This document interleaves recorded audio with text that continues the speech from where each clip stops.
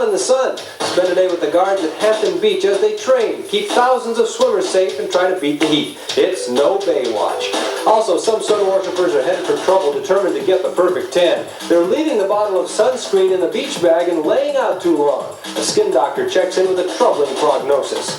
Plus, they're bold, they're beautiful, they can take your breath away. But fireworks can also take your life away. Upfront looks at whether your favorite firework is legal or illegal. Those stories on tonight's Upfront.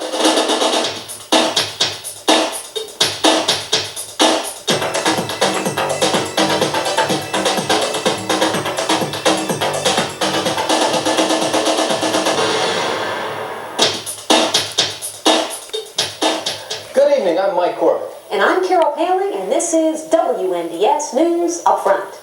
Lifeguards get to spend the day outside, taking in the sun and surf, but looks can be deceiving. To make it as a guard at a beach, you must endure grueling workouts, be a very strong swimmer, and always be on the alert.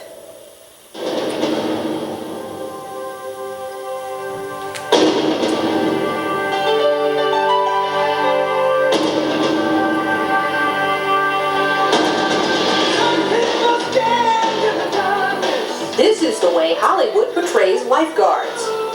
But this is reality. Forget the babes. It's 9 o'clock in the morning at Hampton Beach. Time for an Olympic-sized workout. Training that attracts a lot of guys to the job here. It's a good way to stay in shape, and we do here typically for a workout will be either a long swim. We do as much as a mile in the water. We'll do a 3-mile run in the soft sand, which is a workout for anybody. We'll do some kind of fun things like you saw this morning. It was a run, swim, run, a type of relay race, practice rescues, CPR reviews. So it's kind of a combination of workout and drills and skills pertaining to lifeguarding. But before Hampton's 36 guards can even hit the beach, they must earn an advanced life-saving certificate, take a first aid course, and CPR. They also receive continuous training with life tubes and boards. And you can't sit in this chair before you can swim in a riptide and master ocean rescues. Despite all this training, misconceptions about lifeguarding still abound. They see lifeguards as probably just girl watches, you know, and that kind of thing, the glamorous part of it, and we can be busy down here. A busy day at Hampton can mean assisting up to 60 swimmers. There's another chronic worry for lifeguards: lost kids. That's a big problem here, and it's so easy to come down with a blanket and all your children. They go to the water and they come out, and when there's 100,000 people here, it's very easy to get lost. So we do have a good walkie-talkie system, and with communication to the beach here, we can hit as many as 25 to 30 lost children. The record is 60, by the way, but during our visit, only 4 kids became lost. All were reunited with their parents. Just all in a day's work for the lifeguards of Hampton Beach. Probably the longest part of the day is after lunch to the end of the day, 5:30, and then it's, it takes a while for a new guard to cope with that. Those long 5 or 4 hours in the afternoon can be difficult.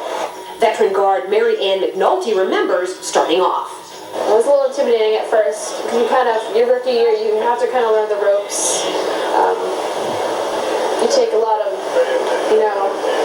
not really bullying, but, if you do something wrong, people are quick to point it out sometimes. I guess I'm just a little more comfortable now, and, I remember my first days just seeing someone on the rocks in my post and going, oh my God, they're in trouble, I'm going to have to watch them every second, but now I'm a little more relaxed. It's high noon here at Hampton. The guards have been at their posts for over 2 hours. Throughout the rest of the day, they'll look after thousands of people up and down this stretch of sand. But being a lifeguard is no day at the beach. Yeah, I think that a lot of people would kind of be shocked if they tried to work the job and they didn't expect it. I mean, you have to try out to make it as a lifeguard here. And it's usually pretty difficult to qualify depending on how many they're hiring per year. And they give the old guys the first opportunity, but a lot of times it's some stiff competition to get back. I mean, you have to go in the cold water no matter what temperature is, and usually a long run, no matter how tired or how sore you are from the day before. So it's not just an easy job. So no wimps need apply, is that what you're saying? Yeah, wimps need not apply. Tony Champy has been a lifeguard at Hampton Beach for 3 summers. He enjoys manning his post despite the long hours and sometimes brutal weather. But there must be some other fringe benefits. I mean, when the girls see you, they must come up and say hi. Oh yeah, I got no contact though. My girlfriend wouldn't be too appreciative of that. A lot of guys that don't have girlfriends meet a lot of women. At the other end of the beach, the story is the same with Mary Ann. Men do approach, but she says she likes to keep her serious face on. I mean, we're basically, our job is to face the water and watch the water. But, you know, we do deal with complaints, and at times we have had to call in, you know, the police if there's a big problem. But guards often act like cops. During our interview, Mary Ann had to whistle this skin diver out of the water. No fins or masks allowed. Minutes later, she reminded this father and son boogie boards are also a no-no. Apparently, the store that rented the equipment forgot to tell them they can't use the boards on the main beach. This man and his dog also got the boot. With all the action on the sands as well as the surf, how do lifeguards know when someone is in trouble in the water or just jerking them around? First, you whistle and try to wave them in. If they don't come in, you'll call in on the radio and say you're going in for an assist. You're better off helping someone than waiting to see if they are truly in trouble.